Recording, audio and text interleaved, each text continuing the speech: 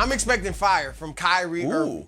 All right, nothing less. Now, not 39 points, but I'm talking about 27 points, close to 50% shooting, if not 50% shooting, like a really nice, strong game. I don't think you'll have to be, Superman like he was in game one, because I know Kevin Durant's going to play a lot better. I'll get to that later. But yeah, I'm expecting Kyrie Irving to come out and have a strong game. I told you guys last week, he's a contrarian, all right? He goes against the grain.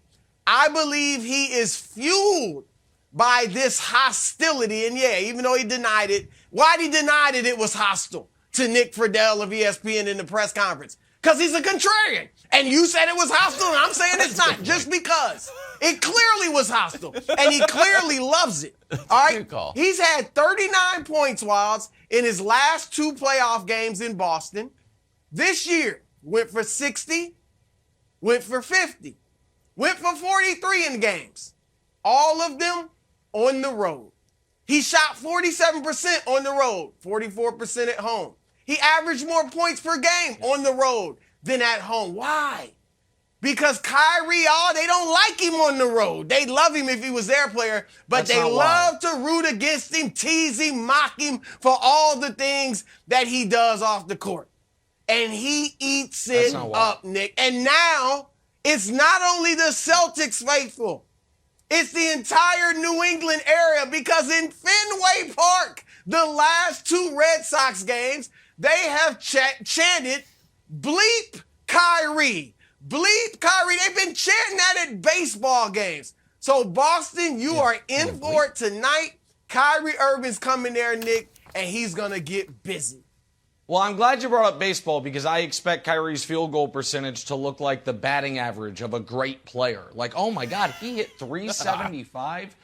Because the reason Kyrie's road numbers are so much better is not because he was inspired by road crowds. It's because they are skewed by the time of the season when he was only playing road games and he was the most rested player on the court at all times. Fact of the matter is this: Kyrie Irving hasn't had consecutive excellent games without a week between them, or nearly a week between them, since last season. Since the end of last regular season into the last year's playoffs. So I agree with you that I expect KD to have a bounce-back game.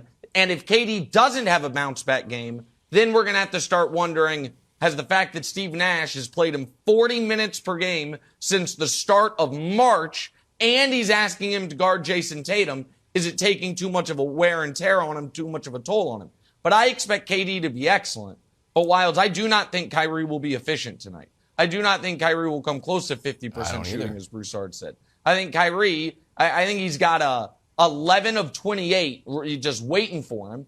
And it does 100%. One of Broussard's best Nets points, I thought, was they have a Batman with a Robin mentality and a Robin with a Batman mentality. I think Kyrie's going to go into this game with a Thanos mentality, and I don't think it's going to work well for him. I don't think he's got the Infinity Stones. I think this is a bad. I just don't expect a good Kyrie game, Wilds. So, bro, I think that Kyrie's going to go in there and want to torch all of Boston. He wants to prove to everybody, he's like, I'm going to do it. You know what would be the worst thing for this show? If before we got on air, I'm like, guys, I'm going to dominate today. I'm gonna dominate this show. I'm gonna be great this show. Both you and Nick should be like, why don't we just move the ball a little bit, Wilds? Facilitate. We all get our shots. Like, no. I heard everybody's talking trash about me. It's my time to shine. It would be bad. And we look at the last play. I would like you to look at this through a different lens, because you said that Kyrie was thinking me or KD.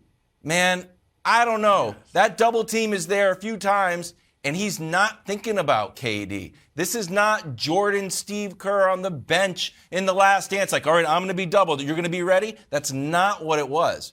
So my question to you is, are you worried that Kyrie's sort of a goal to shut the Boston faithful up might backfire and he might do a little too much at the expense of KD? I'm not, because I think ultimately, as much as Kyrie wants to shut the fans up in Boston, how does he do that? With a W. I mean, he just scored 39 points. No. And all but that last play, and I didn't like that last play. It was hero ball, whether he's thinking me or KD or just me, myself. Outside of that play, he was phenomenal. There's nothing more he really could have done. What do you have, 18 in the fourth quarter, something like that? He was huge, all right? I don't know if he had that many, but he was big late. He was big the entire game, and it didn't matter because they lost. And so I think he's smart enough to understand we have to get KD going as well. And we know they're buddies. They talk. And Nick, Kevin Durant, you talk about Kyrie not having great back-to-back games and all that stuff. Well, Kevin Durant doesn't have bad back-to-back games. You can go back all the way to 2019. Since the 2019 playoffs, check this graphic out. After a loss in the playoffs, Kevin Durant goes berserk. Basically 40 points a game on 54% shooting in 8 games that he's played after a playoff loss. Kevin Durant has as much pride as anybody. He's all about being efficient, being skilled, all that stuff. And he was none of that in game 1. So I think he's going to come out with a huge game, and I think his buddy, Kyrie, wants to help him have a great day. Now, we don't. Kyrie's a 2-guard. I mean, we call him a point all we want. He's really a 2-guard.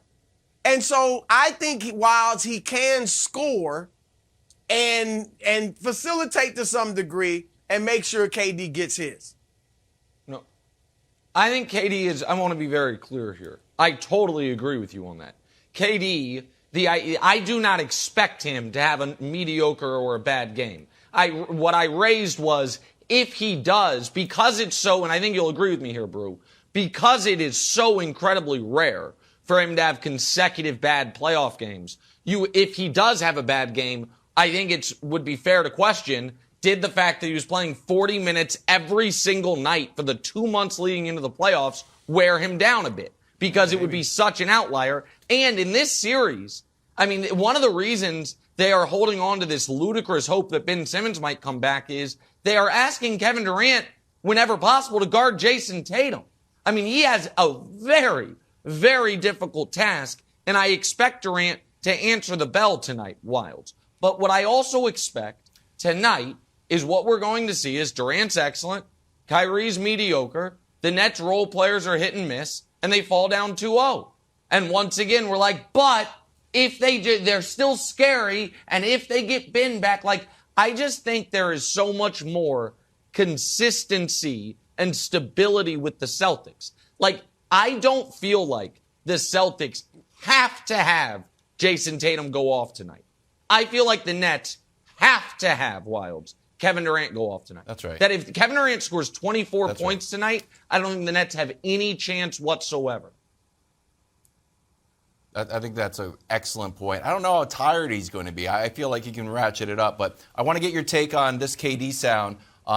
He was asked about the Celtics fans and how they were treating Kyrie and the relationships between fan and sport. I thought it was fascinating. I want your take on it. Let's play the sound out. It's rooted in love. They once loved you. They once cheered for you, and bought your merchandise. And, had life-altering experiences coming to games, watching you play. So when it kind of gets ripped from them from just something like a trade or demanding a trade or wanting to leave, they feel like a piece of them is gone too, So there's an emotional attachment that they have to professional sports, and like you said, that's a gift and a curse of having a team in your city where you grew up. But it shows that people care and people have emotions and people really respect and admire who we are as individuals. Sometimes it gets a little dark and deep, but that's just how the human brain works. So we understand all of that. All right, well, that's KD at his absolute best off the court as far as, sometimes he's super introspective and interesting.